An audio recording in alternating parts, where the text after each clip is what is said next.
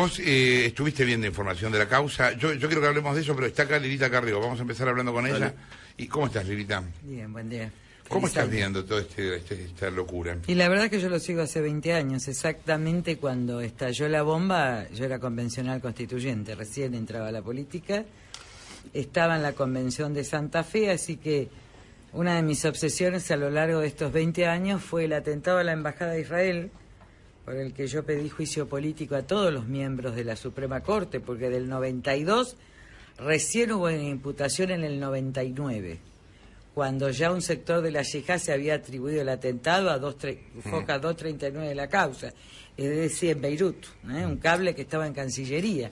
De modo que también ahí hubo un encubrimiento colosal, y cuando yo le pregunté a un embajador israelí de la época de Menem, me dijo, ya lo resolvimos nosotros. Pues yo le pregunté por qué no se presentaron como querellantes.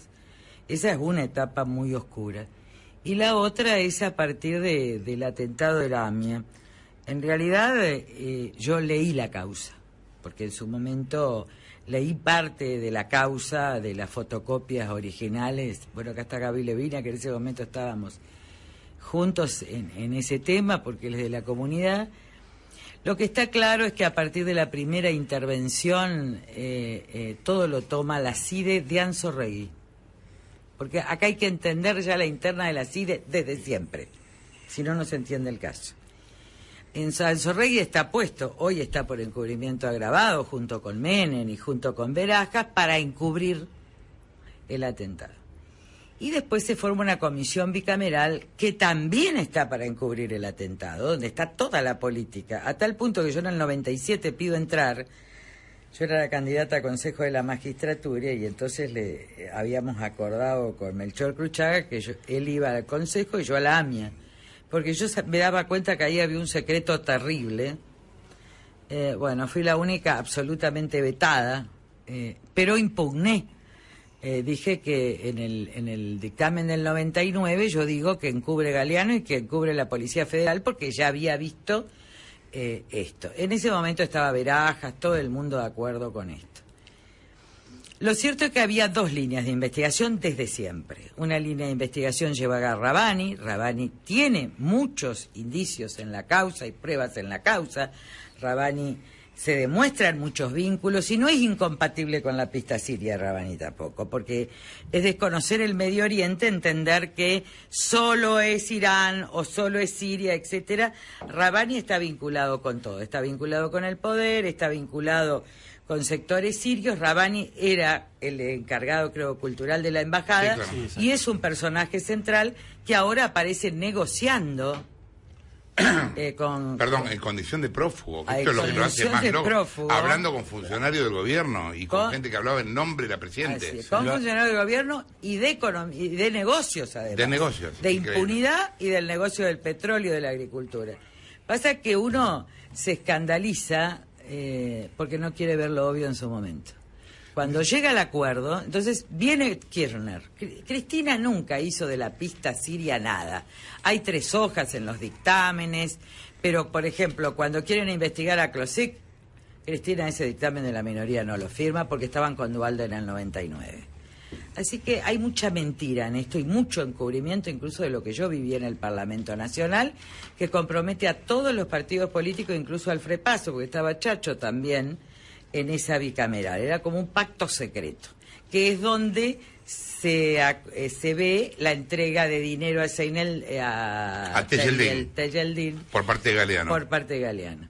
A partir de la entrada de Kirchner, pero había 2 líneas en la CIDE, esto hay que entender. El grupo Patria, que estaba por una pista, y el grupo de Estiuso, que estaba por la otra pista, que era la pista iraní.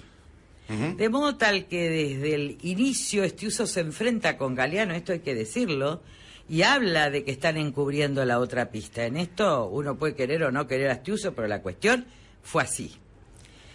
Es más, cuando se descubre toda la maniobra de Galeano, la que le pide el juicio político y la acusadora ante el Consejo de la Magistratura es la Marcela Rodríguez de la Coalición Cívica.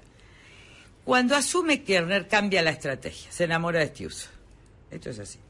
Cristina había denunciado a Estiuso y él se enamora de Estiuso, van por la pista iraní, sostienen esta política internacional, avanzan en la causa, lo dice el propio Nisman. Dice, ¿a quién se puso Kirchner? Lo dijo anoche en un programa. Kirchner le dijo que en materia de inteligencia internacional trabaje con Sturz. ¿Me disculpas un segundo? Disculpa, Merilita, pero me pareció importante escuchar todo lo que escuchamos, que vuelve todavía más increíble toda la historia, ¿no? Por obvio.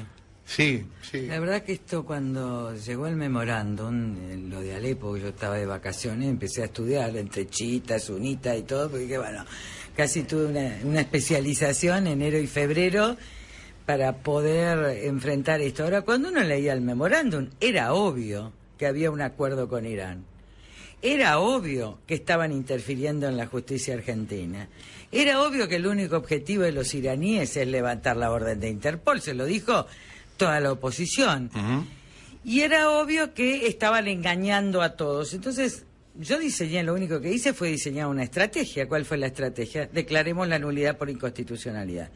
En ese momento que pedimos la nulidad por inconstitucionalidad, porque no puede no respetar el derecho interno, un acuerdo con otro país, los convencí a la DAIA y a la AMIA, que estaban en posturas, después se dieron vuelta, pero al principio se acuerdan que algunos aprobaban, sí. Se fue por la nulidad, se logró la nulidad por inconstitucionalidad en la Cámara, y bueno, esto ya...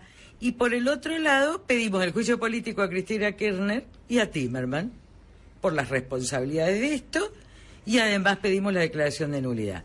Estaba muy claro la jugada. Lo que quizás no teníamos pruebas, estaba muy claro que estaban buscando petróleo. Miren, este no es el primer antecedente en el mundo. Estados Unidos, que fue el gran defensor fue conocer el genocidio armenio, producido por los turcos, al momento de los tratados de Cleveland, los largan a los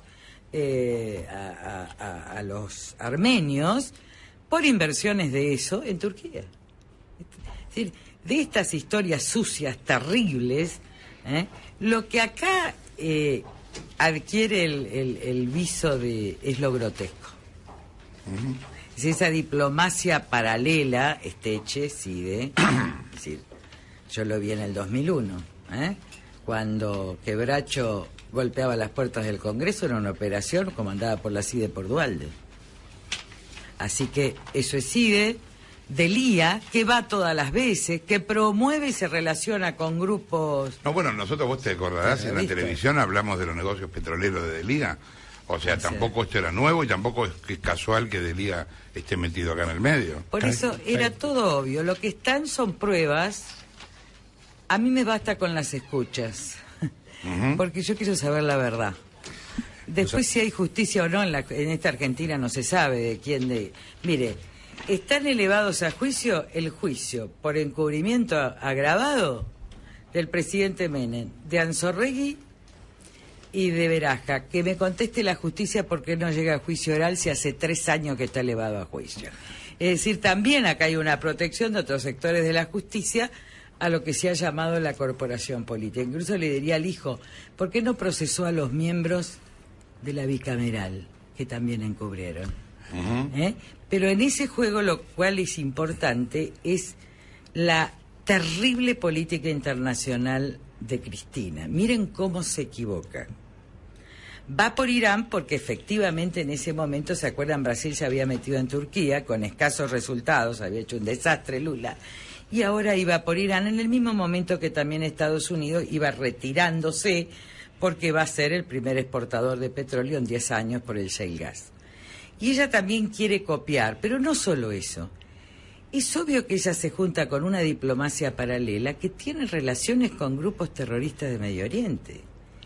Y acá cierra todo en la política internacional.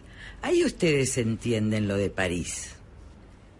Porque Eve de Bonafini no se pronuncia, porque ella no manda misión oficial, y porque Timerman tiene que ir a título personal, que tiene el rasgo de imbécil absoluto. Bueno, yo me preguntaba lo mismo. Einstein decía que no sabe si el universo es infinito, pero que la estupidez es infinita. Nos preguntábamos acá la semana pasada si había terrorismo bueno y terrorismo malo, justamente en esa lógica. que evidentemente Cristina en algún lugar no podía condenarlo porque significaba condenar un montón de cosas que nunca condenó. Así es. Bueno, esto creo que nos queda parte de esta verdad, hay que seguir estos pasos. Bergoglio es un estadista internacional. Cuando él dice la tercera guerra mundial en pedazos, que ahora adquiere relevancia, hay que hacerle entender a la sociedad que la nueva guerra no es entre estados, no es tradicional, no hay ejércitos. La nueva guerra es terrorismo, es en el medio, no son los musulmanes, son los terroristas musulmanes, porque pobres los musulmanes hoy. Entonces, todo este tipo de cosas, ¿a quiénes beneficia? A la ultraderecha fascista, nazista en Alemania o en Francia. ¿A quién favorece? A Le Pen. ¿Dónde terminamos? Estas guerras están como entramadas en distintos territorios y también hay que entender una cosa, que armamentismo y terrorismo tienen lazos por abajo. No es casual que los republicanos estén tratando de voltear a Obama porque se retira de la guerra. Porque la industria armamentista sostiene el Partido Republicano. No es casual que Putin financia a Le Pen. Miren cómo se va armando todo el sistema. Ahora, ¿dónde está la presidenta Cristina Kirchner? Esto es importante, a veces no se da importancia a temas que un año después tienen una trascendencia mundial increíble. Cristina va a dar impunidad a los iraníes, pero después sigue con el swap a Rusia, Estado autoritario, y libre mercado, que va a ser la primera potencia mundial, y acuerdo estratégico con Putin, Estado autoritario. Yo recuerdo, y estuve leyendo estos días, creo que la posición más clara antes del nazismo en la Argentina, que fue la de Marcelo T. Alvear, incluso en contra de los irigoyenistas. Dijo, solo se puede hacer alianzas con países democráticos. En momentos de oscuridad mundial solo se puede hacer alianzas con países democráticos. Miren lo que está haciendo la presidenta. En momentos de oscuridad mundial está haciendo alianzas con China y Rusia. Miren, ser neutral hoy es ser terrorista. Esto tengo claro. Yo no comparto que se burlen las figuras sagradas. Y esto no significa por eso que yo prohíba la libertad de expresión. Yo no comparto eso. Me parece que en una situación de humanismo como el que estamos, lo mejor es no hacer esas cosas, porque ofende. Pero eso no habilita a matar a nadie ni a violentar la libertad de expresión en ningún lado. Entonces, en realidad yo no soy Charlie, porque yo no hubiera hecho ese dibujo, pero Charlie es la humanidad.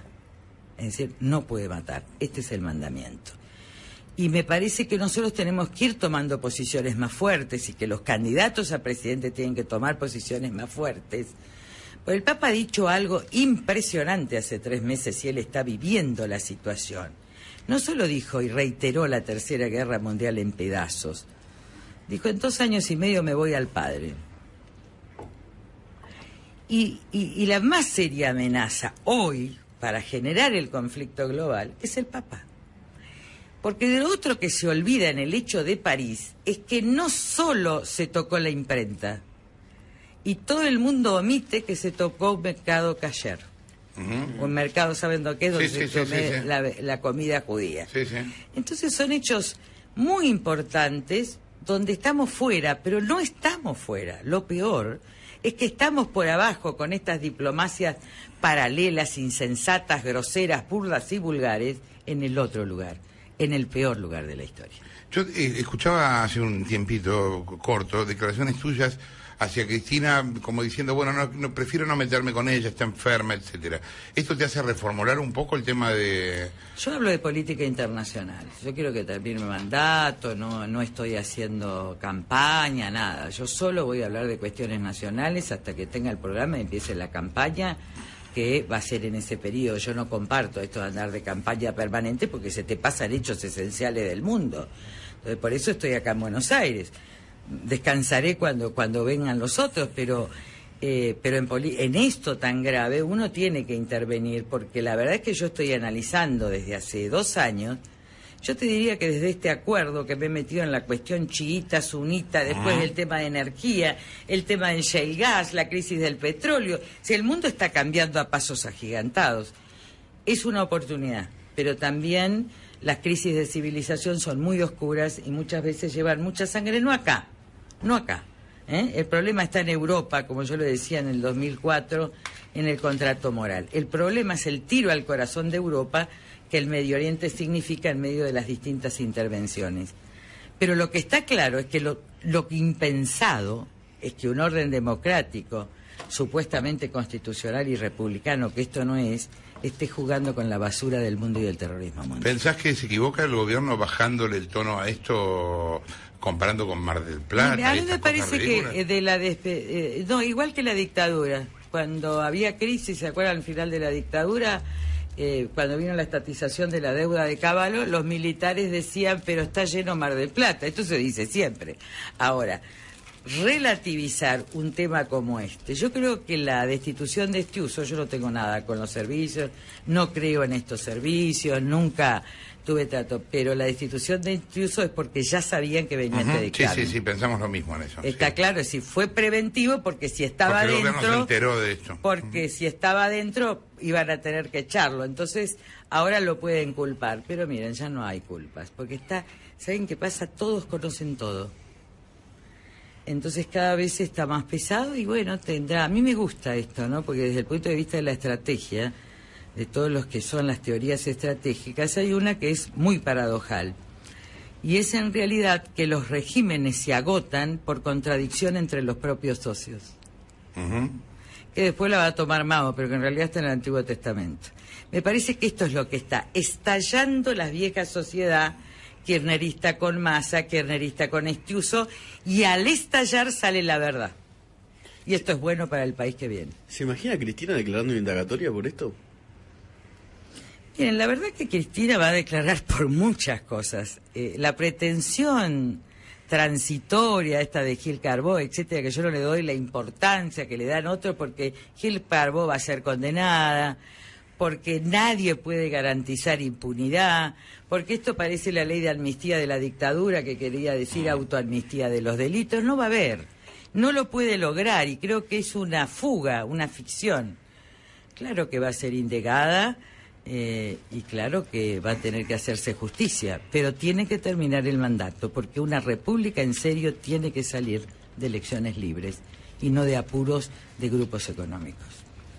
Gracias, Lilita, por haber estado acá. Lilita